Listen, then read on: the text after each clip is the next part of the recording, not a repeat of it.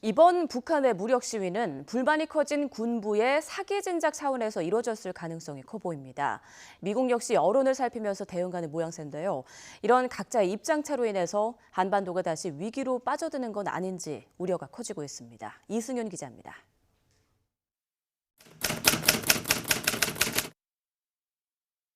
하노이 회담 이후 어떤 제안에도 묵묵부답인 북한의 속을 앓던 정부.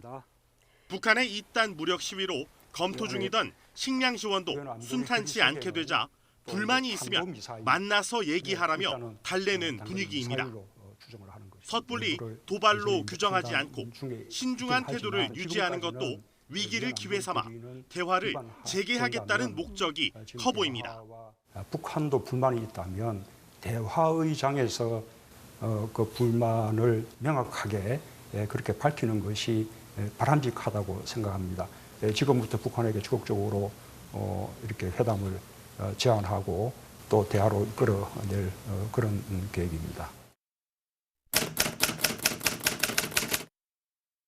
신중하기는 미국도 마찬가지지만 속내는 조금 다릅니다. 지난 2017년 이후 북한의 중장거리 미사일 발사와 핵실험 중단을 대북 정책 성과로 강조해온 트럼프 대통령에게 가장 중요한 건 현상 유지입니다.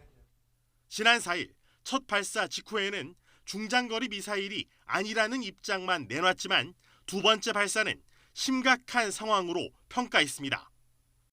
북한이 수위를 높여가며 자신의 업적을 위협할 조짐을 보이자 일찌감치 선을 그은 겁니다.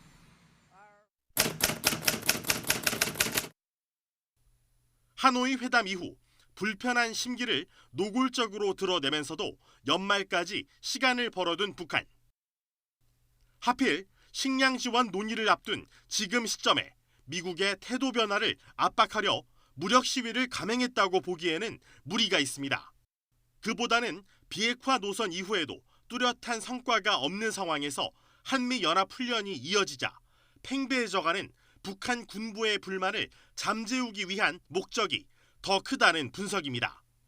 군사훈련의 수위를 조절해가며 미국을 지나치게 자극하지 않으려는 의도도 엿보입니다.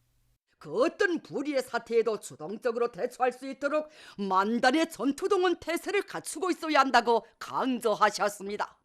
비핵화 협상의 답보 속에 북한의 갑작스런 미사일 발사.